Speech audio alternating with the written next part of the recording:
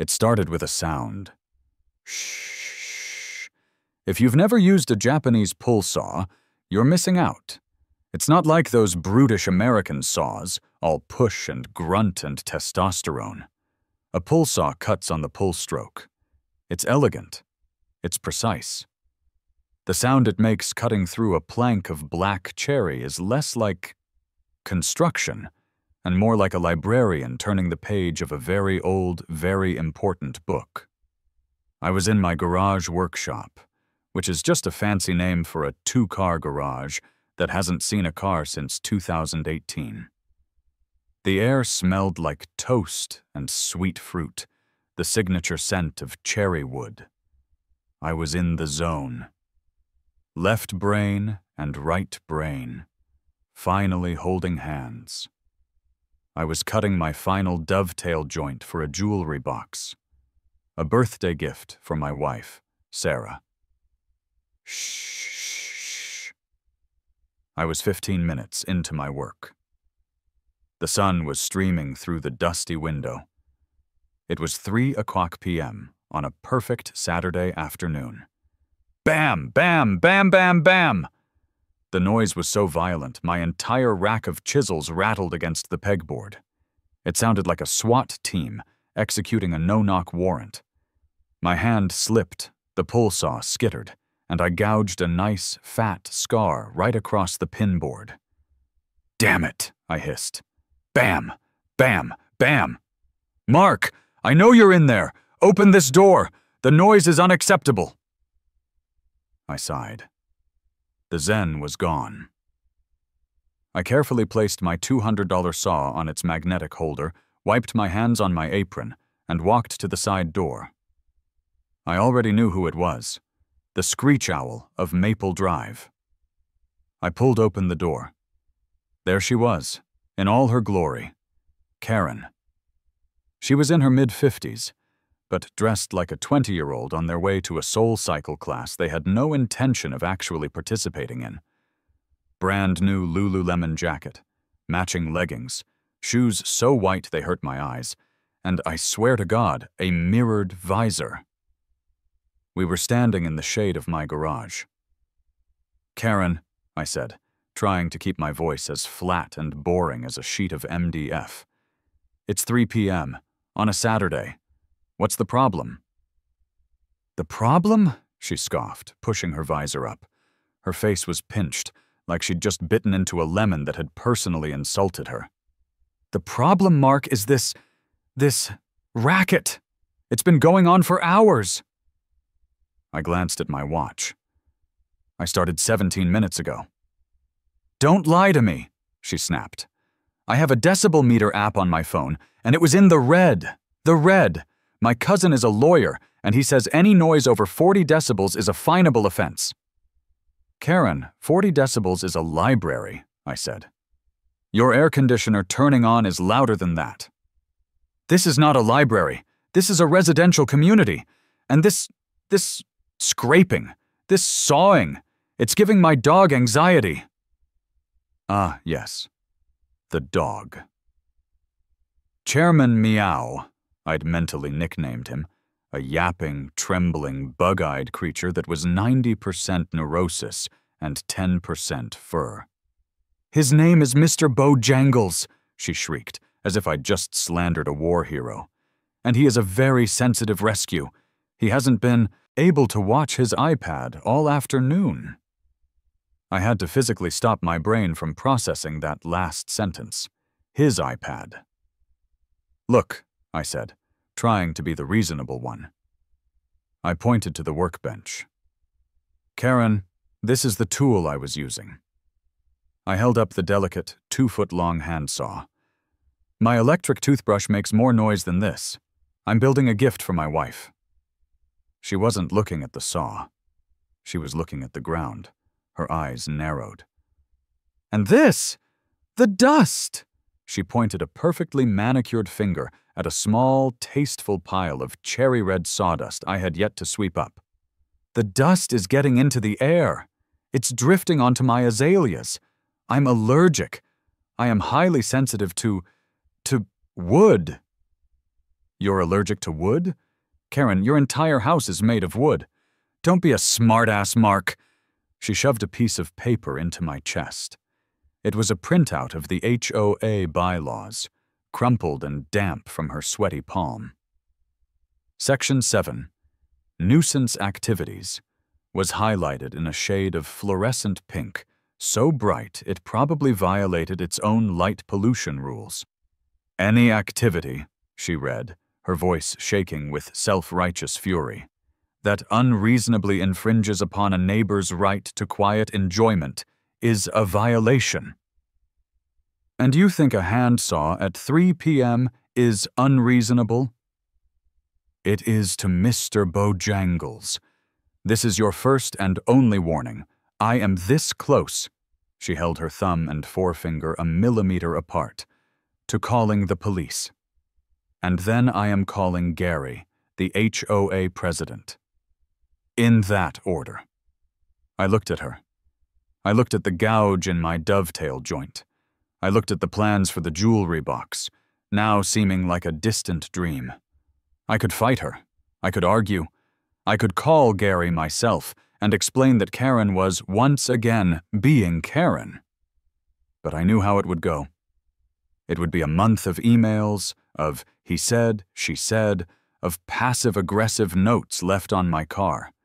And I didn't have the energy. The magic was gone. Fine, I said, the word tasting like ash. I'll knock it off. I'll stop. A slow reptilian smile spread across her face, the smile of a tyrant who had just successfully strong-armed a rival nation into giving up its prized raspberry fields. Good, she said, her voice suddenly calm. I'm glad we could come to an understanding. She did a crisp, military-style pivot on her blinding white sneakers, squeak, squeak, and power-walked away. I watched her go, her Lululemon-clad backside clenched in triumph. I closed the door to my workshop. The click of the latch sounded impossibly loud in the sudden silence. I stood there for a long time, just breathing in the scent of defeated cherry wood. The day was ruined. The project was ruined. And I was pretty sure this was only the beginning. I am not a quitter. I am, however, a world-class sulker. For a full week, the workshop remained dark. I'd walk past the door, see my tools hanging in perfect, silent rows, and feel a fresh pang of anger. I tried to work on the jewelry box, in the house, laying a towel on the kitchen table. Sarah found me trying to chisel a hinge mortise, with sawdust getting all over the placemats. "Honey, what are you doing?" she asked. "I'm being quiet," I grumbled. "You look miserable and you're getting cherry dust in the butter. Just go to the garage." "I can't. The all-seeing eye of Karen is upon me." The next Saturday, I had a new plan. I went to the garage, but I left the power tools unplugged. I left the hand saws on the wall. I grabbed a sheet of 220 grit sandpaper and a finishing block. The jewelry box was almost done. It just needed sanding. By hand. I sat on my stool and started. Swish, swish, swish. The sound was softer than a whisper. It was the sound of an ASMR video. It was the sound of wind over a sand dune.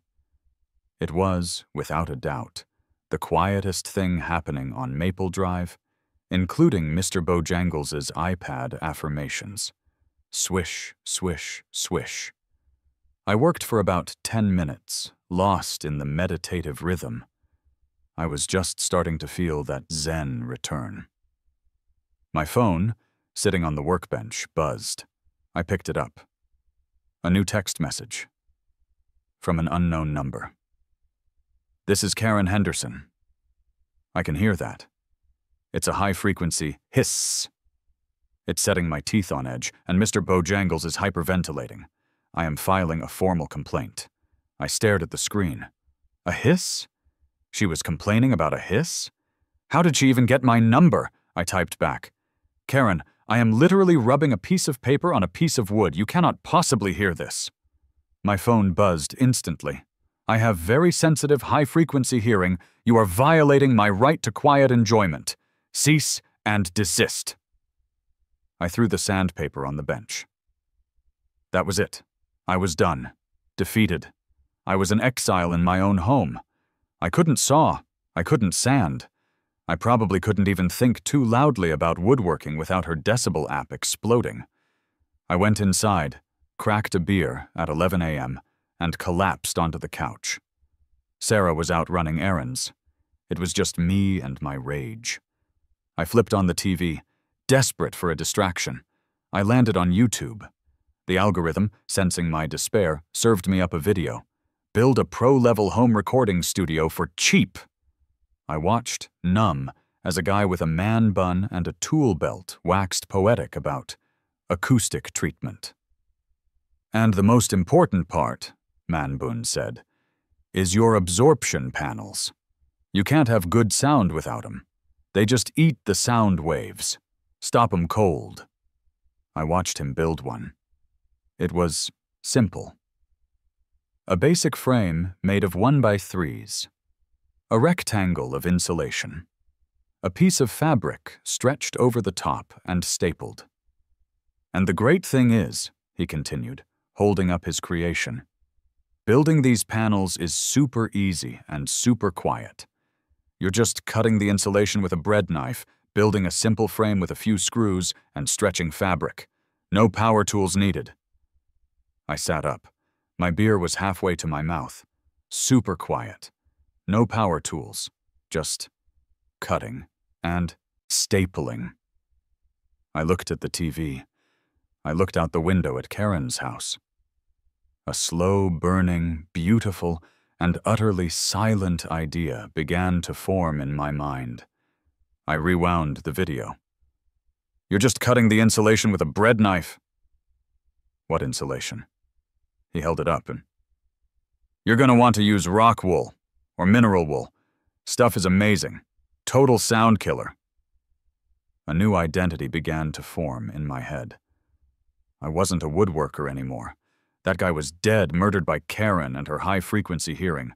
No, I was an acoustic artisan. Oh, that was good. That sounded expensive. That sounded bougie. That sounded like something that would have its own Pinterest board. I grabbed my phone, my fingers flying across the screen. I wasn't texting Karen. I was Googling construction supply delivery Alexandria. I found a big local supplier. I dialed the number. A gravelly voice answered. "DNR Supply, Sully speaking." "Hi, Sully," I said, a grin spreading across my face for the first time in a week. "My name is Mark. I'd like to place an order for delivery. A personal project." "What you need, Mark?" "Well, Sully, I'm getting into a new hobby. I'm going to need, let's see, 8 pallets of rock wool safe and sound."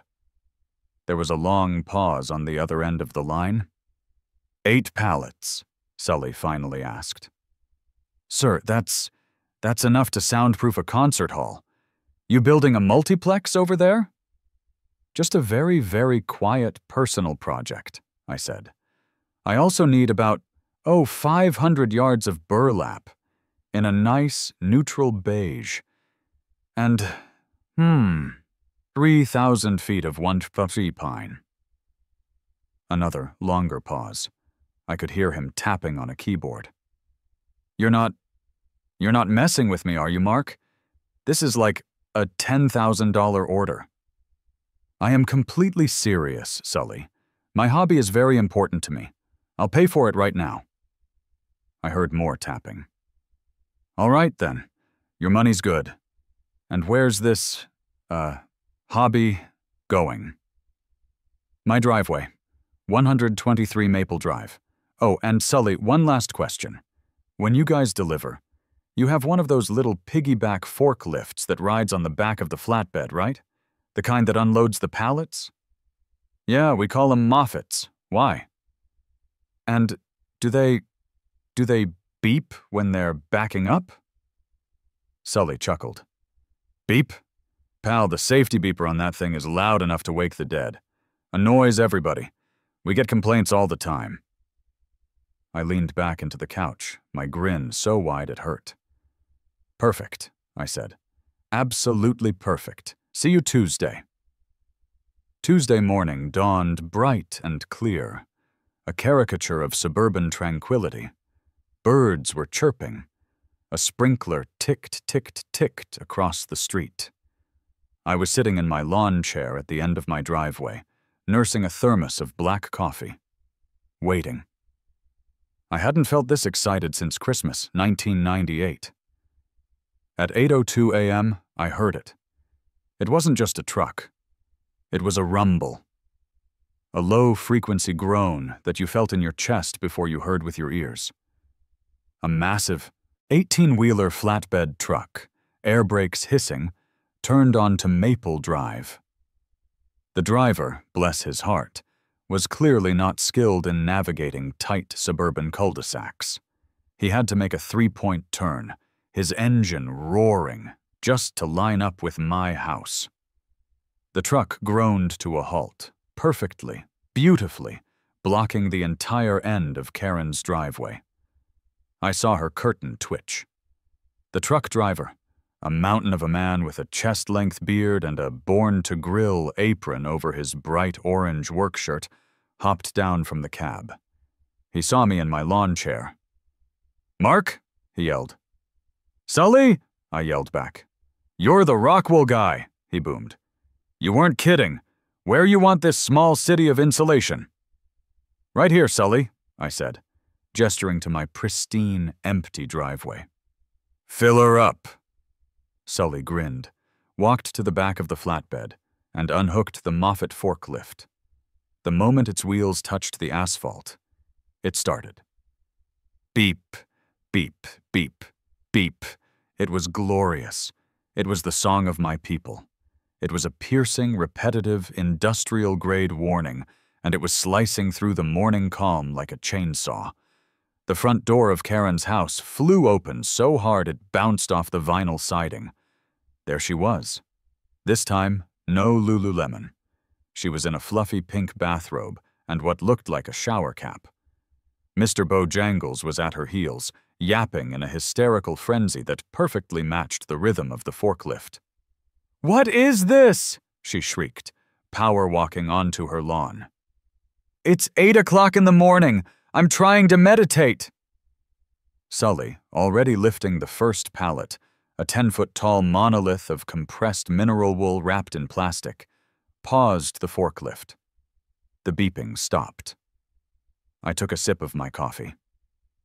"Hi, Karen," I shouted, waving cheerfully. "Nice morning, isn't it? Just getting some supplies for my new hobby." "Your what?" "My hobby. You know, the quiet one. The one I took up because of your very helpful feedback." "This isn't quiet," she screamed, pointing at the 18-wheeler. "This is a construction site. You're blocking the street. That beeping." Sully, to his credit, just gave her a polite, confused nod. "Mornin', ma'am. Just making a delivery. Gotta back up." He threw the forklift in reverse. Beep, beep, beep, beep, beep. He carefully, slowly, expertly backed the giant pallet up my driveway. Karen was clutching her head, as if the sound was a physical assault. "This is unacceptable," she yelled over the noise. "This is an industrial delivery. You're running a business. I'm calling the board. I'm calling the police." "It's not a business, Karen," I shouted back, still sitting. "It's arts and crafts, all in compliance with Section 7. No unreasonable noise here. This is a temporary delivery." Sully placed the first pallet down with a gentle thud. He drove back to the truck. Beep, beep, beep, beep. Karen was sputtering. You can't just store this trash in your driveway. It's an eyesore." "It's not trash, Karen. It's raw material. For my art." Sully picked up the second pallet. Beep, beep, beep, beep. This went on for 45 minutes. One by one, Sully unloaded 8 giant pallets of rock wool. Then came the mountain of 1/3 lumber. Then came the giant, upholstery store-sized roll of beige burlap. My 2-car driveway was gone. In its place was a fortress. A soft, beige, and deeply intimidating fortress. To get to my garage, I would now have to traverse a narrow canyon of insulation. Karen, defeated by the sheer, unassailable legality of a scheduled delivery, had retreated back into her house, but the curtains were twitching with epileptic fury. Sully hopped off the forklift, the blessed silence returning to the street. He walked over, wiping his hands on his apron. "All right, Mark," he said, handing me the invoice.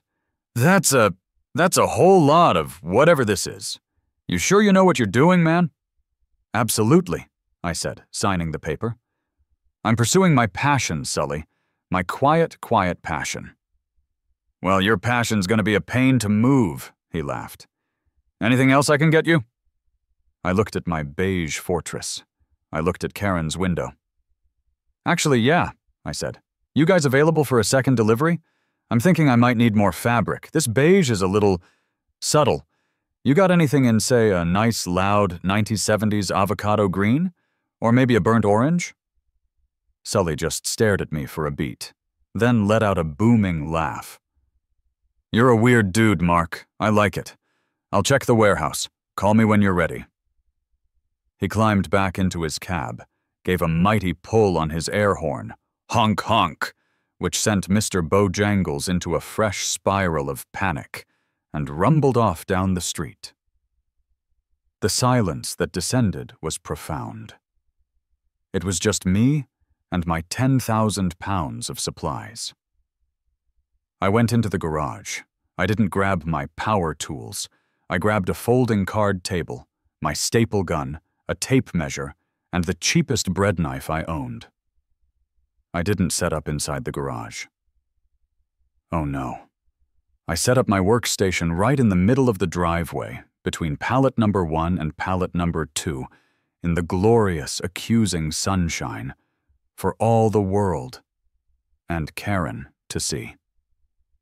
I laid my first 1x3s on the table. I picked up my handsaw.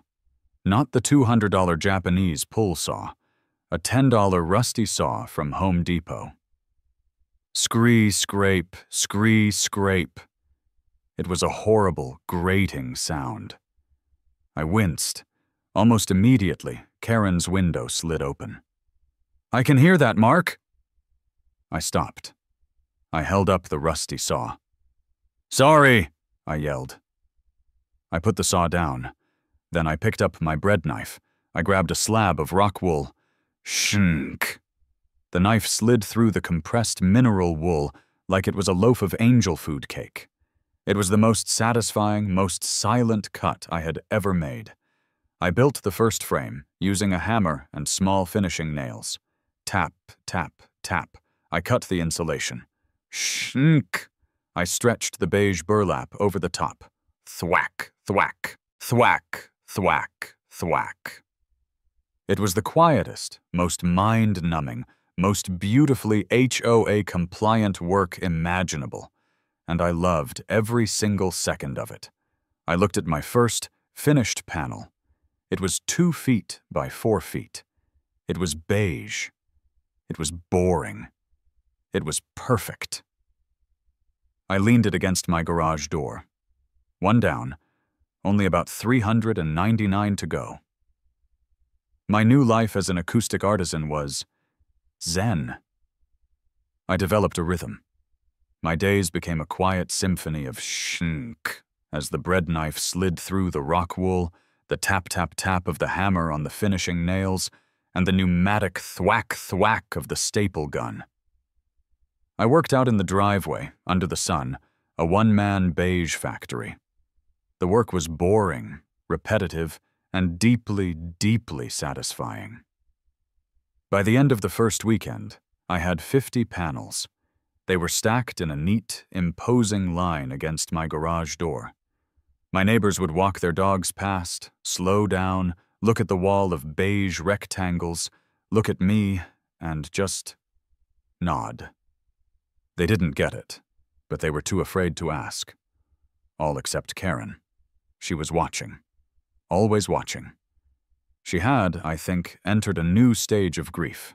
She'd tried aggression, the yelling, and she'd tried the rules, the HOA, but the beeping forklift had broken something in her. Now she was in the covert operations phase. She was gathering intelligence. On Monday, I was happily stapling away when a police cruiser rolled up. It wasn't a siren-blaring, lights-flashing arrival. It just glided to the curb. 2 officers got out. One was older, with a mustache that had clearly seen things, and a gut that had seen more. His name tag read, Blevins. The other was young, sharp, and looked like he was genuinely curious about the world. His tag read, Chen. "Afternoon, sir," Blevins said, his voice a low monotone that suggested he'd already used up his allotment of enthusiasm for the decade. You Mark?" "That's me, officer," I said, putting down the staple gun. "We got a call," Blevins sighed, consulting his notepad. "A call about she said a hoarding situation, and suspicious materials, and a potential fire hazard." I saw the curtain twitch in Karen's window. "Hoarding, officer?" I said, affecting my most innocent, neighborly tone. "Gosh, no. This is my new hobby. I'm an acoustic panel enthusiast." "A what now?" Officer Chen asked, stepping forward. He poked one of the finished panels. It was, I admit, not my best work. The burlap was a little loose. "So, it's like a big, ugly sponge?" "Exactly," I said, beaming. "It's a sound sponge. My neighbor, Karen," I gestured vaguely toward her house, "is very sensitive to noise. I used to be a woodworker, but it was just too loud for her. Disturbed her dog's iPad time. You know how it is. So I took up this new, quiet hobby. I'm doing my part to promote quiet enjoyment in the neighborhood. It's in the bylaws." Blevins looked at Chen. Chen looked at Blevins. Blevins let out a sigh, so profound it seemed to pull the oxygen out of the air. He'd been Karen'd. He knew it. "Sir," Blevins said, "is this stuff flammable?" He kicked one of the giant, plastic-wrapped pallets of rock wool. "Oh, heavens no, officer," I said. "That's the best part. It's rock wool, mineral wool. It's spun volcanic rock. You could hit this stuff with a blowtorch and it wouldn't catch. Its entire purpose is to be a fire stop. It's literally called Safe and Sound. It says so right on the package. See?" I pointed to the giant logo. Chen read it. "Huh.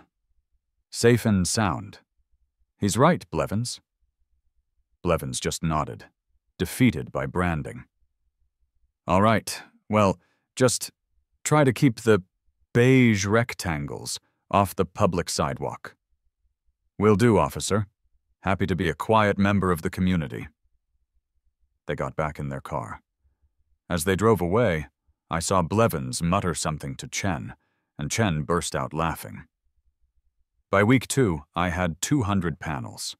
My driveway was full, my garage was full. I'd built a special, extra-quiet rack inside. So I started stacking them along the property line I shared with Karen.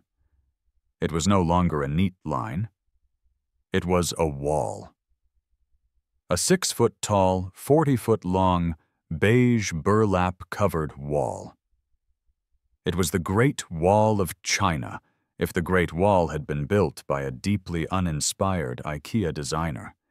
It was hideous, and it was blocking her afternoon sun. This, it turned out, was a bad move. Or a brilliant one. Karen's complaints escalated from covert ops to open warfare. First, the pest complaint. She called the HOA frantic, claiming my beige mattresses were a 5-star resort for rats and possums. Gary, the HOA president, sent an exterminator out. The exterminator, a no-nonsense guy named Pete, took one look at my wall, took one look at the open bag of rock wool, and burst out laughing. "Ma'am," he said to Karen, who was watching from her lawn, "I've been doing this 30 years. Rats would rather nest in a box of thumbtacks than this stuff. It's spun rock, it's itchy, it's inorganic. There is nothing here for a pest. Now that open bag of birdseed on your porch, that's a rodent buffet." She slammed her door. Strike one. Second, the aesthetic complaint. She filed a formal, written complaint that the panels were an eyesore and not in harmony with the neighborhood's colonial aesthetic. This one, I had to admit, was true. They were profoundly ugly. I got a formal letter from Gary. I wrote a formal letter back. "Dear HOA Board," I wrote, "I understand Ms. Henderson's concern. However, per Section 9 of the bylaws, no permanent structures may be erected without approval. As these panels are not affixed to the ground and are, in fact, entirely movable, they do not constitute a permanent structure. They are temporary and movable art installations, much like a garden gnome or a seasonal inflatable snowman. I am simply very, very enthusiastic about the neutral beige season." Checkmate. Strike two. Third, the business complaint. Again. She must have been waiting for this one. Sully, my man at DNR Supply, called me. "Hey, Mark," he said. "Good news. I found 2 rolls of that 1970s fabric you wanted. One is an avocado green that'll sear your retinas, and the other is an orange and brown paisley pattern that I think was legally classified as a war crime in 1978. You want 'em?" "Sully," I said, "you've made me the happiest man alive. Bring 'em over." The next day, the flatbed wasn't available, so Sully just brought them in a large box truck. No forklift, no beeping. He backed into my driveway, and we unloaded the 2 giant, horrifying rolls. Karen was there, of course, hiding behind her ornamental shrubbery, snapping pictures with her phone like a paparazzo. That afternoon, I got another text, this time from Gary. "Mark, Karen just sent me 30 photos of you receiving a commercial delivery. She's insisting you're running an acoustic panel empire from your home. Are you selling these?" I texted back, "Gary, I have not sold a single panel. I am a collector. It's my hobby. I'm building a collection, like Beanie Babies, or spoons. Some people like stamps. I like sound-absorbing panels. Is there a bylaw against collecting?"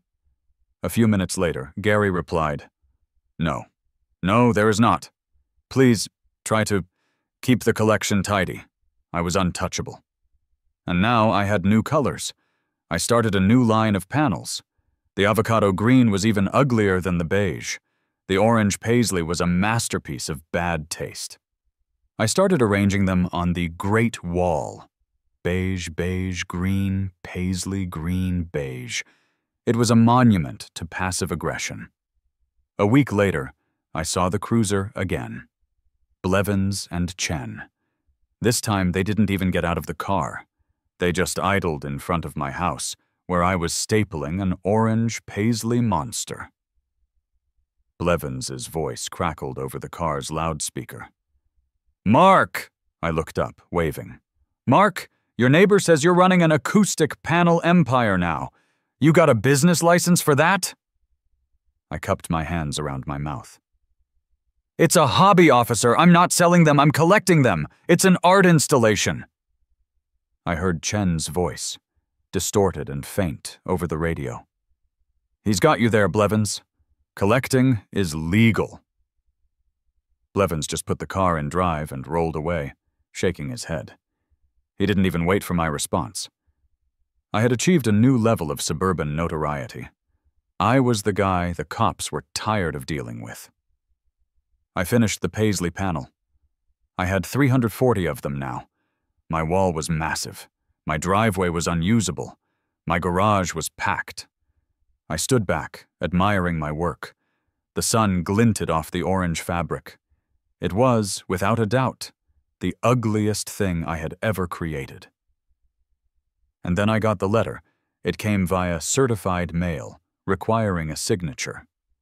It was from the HOA. Dear Mr. Mark, you are hereby formally summoned to an emergency HOA board meeting. Subject: cease and desist, 123 Maple Drive, the beige, green, and Paisley blight. I smiled. Showtime. The community clubhouse was a sad beige box that smelled faintly of stale coffee and industrial-grade floor wax. It was, fittingly, the most acoustically live room I'd ever been in.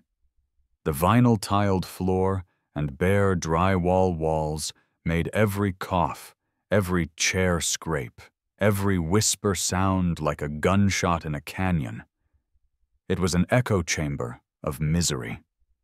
And tonight, it was packed. This wasn't a normal HOA meeting. This was an event. All 5 board members were there, sitting at a folding table at the front. Gary, the president, a man whose natural expression was nervous hamster, was fiddling with his tie.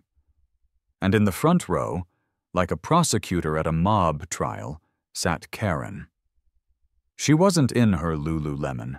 She was in what I could only describe as a power suit, with shoulder pads that looked like they'd been stolen from a 1980s linebacker. Next to her on the chair was a thick 3-ring binder. Printed on the spine was a label. Evidence, 123 Maple Drive. My wife, Sarah, gave my hand a squeeze. You got this, she whispered. Just don't enjoy it too much. I have no idea what you're talking about, I whispered back, giving her my most innocent smile. Gary tapped the microphone. The tap-tap-tap feedback shrieked through the room, making everyone wince. Okay, he said, his voice trembling. We're going to call this emergency meeting to order. We're here to discuss the situation at 123 Maple Drive. Mark? He looked at me. I stayed seated. We've received, Gary continued, looking down at his notes. Well, to be frank, we've received 47 separate complaints from Ms. Henderson this month. Alone. About your panels. Karen shot up from her chair, as if spring-loaded. It's a public nuisance, she declared, her voice bouncing off every wall. It's not just an eyesore, it's a blight. A beige blight, as the summons says. And now it's green. And Paisley, it's bringing down our property values. A few people in the crowd murmured in agreement. My next-door neighbor, Bob, who I usually just waved at, wouldn't make eye contact. He agreed it was ugly. He's attracting rats, Karen continued, opening her evidence binder. He's running a commercial enterprise. He's probably full of spiders. This declaration was met with a few confused murmurs. Thank you, Karen, Gary said weakly. Please, sit down. Mark, do you have anything to say? I stood up. I was holding a small, black, battery-powered Bluetooth speaker. I do, Gary. Thank you. I walked to the front of the room. I set the speaker on the table. Members of the board, neighbors, Karen. I looked at her. She sneered. You're right, I said. The sneer faltered. The room went quiet. It is ugly, I said, my voice calm and reasonable. The beige is boring. The green is offensive. And the Paisley, well, The Paisley was a mistake. I apologize for that. It's an aesthetic nightmare, and I'm sorry." I paused. Gary looked relieved. Karen looked suspicious. "But you know what else is a problem in this neighborhood?" I asked the room. "What's a problem in this very room?" I clicked a button on my phone, which was connected to the speaker. A loud, tinny, shrill voice filled the room. Karen's voice. Recording. "Mr. Bojangles, I said do your business. You poop on Mark's lawn, not mine. Do it. Go poop on his grass. Now. Bad dog." The room was silent. People exchanged horrified, delighted glances. Karen's face went from pale to the color of a ripe beet. She had been yelling this at 6 a.m., 2 days prior, right under my office window. "That," I said, "was recorded from inside my house, with the windows closed. But she's right. Noise is a problem." I clicked the button again. Karen's voice. Recording. "I don't care if it's Sunday. That pool guy is making splashing noises. Splashing, it's unreasonable. I'm calling the police. Hello, 911? I'd like to report a nuisance." I clicked it off.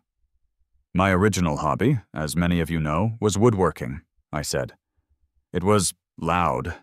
I used saws and sanders, and it was all deemed too loud by Ms. Henderson. So I took her feedback to heart.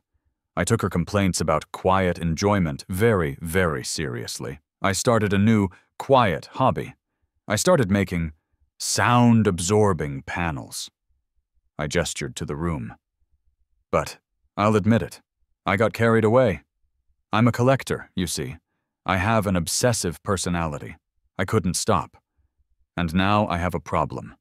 I have 340 acoustic panels, and I don't know what to do with them." I let the fake predicament hang in the air. "And that's when it hit me," I said, my voice filled with sudden, bright inspiration. "I do know what to do. Gary." Gary looked up, startled. "What's the biggest complaint about this clubhouse? Why did we have to stop movie night?" Gary blinked. The echo? It's the acoustics. We can't even host a potluck without it sounding like a riot in a high school cafeteria. You can't understand a thing." "Exactly," I said, my voice booming in the terrible room. "The acoustics. So, as a gesture of community spirit, as an apology for the Paisley, I would like to donate all 340 of my handcrafted, artisanal, and slightly ugly acoustic panels to the HOA for free to soundproof this room, and the rec room, and the hallway." You could have heard a pin drop. Karen's jaw was on the floor. She was looking at the board, then at me, her brain clearly short-circuiting. Then, my neighbor Bob, quiet, no eye contact Bob, started to clap. Slowly. Then another person joined in. And another. "That's a great idea," Bob called out. "My kids' T-ball awards were in here last week and my ears are still ringing. I second that." "Wait!" Karen shrieked, jumping up.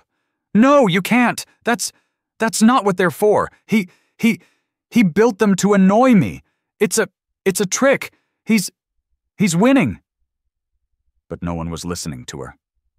Gary was, looking at the other board members. I could see the dollar signs spinning in his eyes. He'd gotten a quote for this exact problem last year. "Mark," Gary said, his voice thick with emotion. "Are you serious? A professional job like that would save the association, like $20,000 at least." "I'm deadly serious, Gary," I said. "I just want to give back to the community. And," I added, "get my driveway back." Gary stood up. "All in favor of accepting Mark's incredibly generous donation?" Every hand in the room went up. Sarah's was the first. Bob's was the second. Karen just stood there, her evidence binder clutched to her chest. She was hyperventilating. "Great," I said, clapping my hands together. "It's settled. I'll need to schedule the installation, of course. My contractor, Sully, will have to bring his truck to move them. And his forklift, naturally. They're very heavy. Probably have to start early, say, 7 a.m. on Saturday? To get it all done in one day. It'll be a bit loud, all that backing up and beeping, but I'm sure for the good of the community. Karen won't mind, right?" I smiled at her. The sweetest, most neighborly smile I had. Karen made a sound like a kettle that had just been unplugged.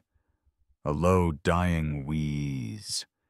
She grabbed her binder, turned, and stormed out of the clubhouse, slamming the door behind her.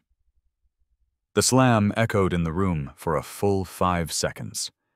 Gary just looked at me, looked at the door, and then back at me. "Mark," he said, walking over to shake my hand. You are a complicated man, and a community hero." I just shrugged. "Happy to help, Gary. Happy to help." Saturday morning, 6:59 a.m. I was back in my lawn chair, coffee in hand. At 7 o'clock a.m. on the dot, the rumble returned. Sully's flatbed turned the corner. At 7:02 a.m., the forklift was on the ground. Beep, beep, beep, beep. Karen's blinds, which had been open a crack, snapped shut. They did not open again. Sully and his crew, who I'd paid a handsome bonus and provided with donuts, thought the whole thing was the funniest story they'd ever heard.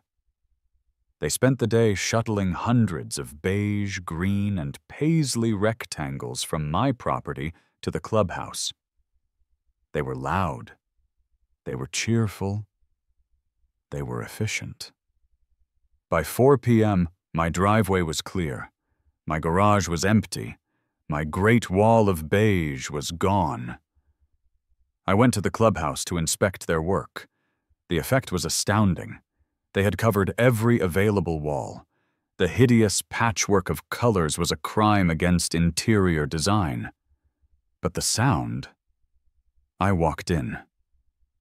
Click, click went my shoes on the tile. And then, nothing.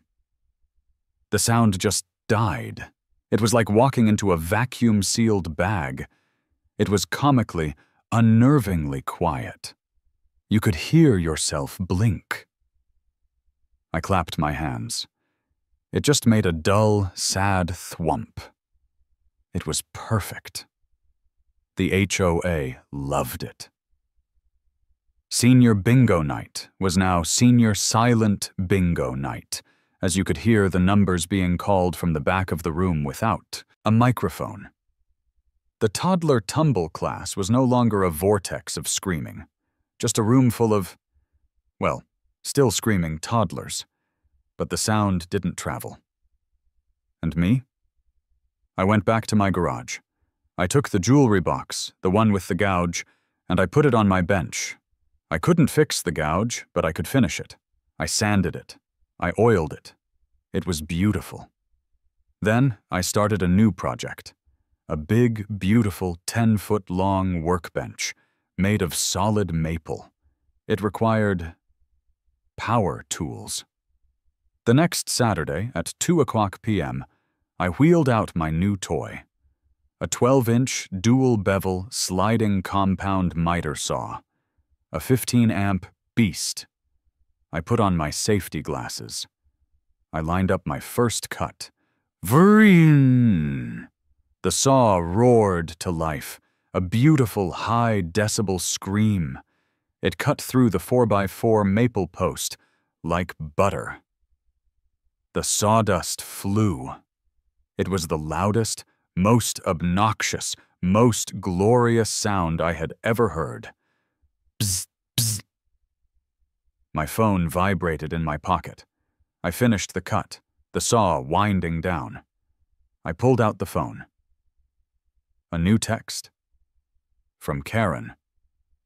"I can hear that." I looked at the text. I looked at my beautiful, roaring saw. I looked at the wall of my own garage, which I'd thoughtfully lined with the 20 panels I'd accidentally kept for myself. I typed a reply. I didn't use words. I just took a picture. A picture of the Community Member of the Month plaque the HOA had presented to me, hanging proudly above my new workbench. I hit send. I put my phone on Do Not Disturb. I put my glasses back on. And I made the next cut. The saw roared, and it was the sweetest sound in the world.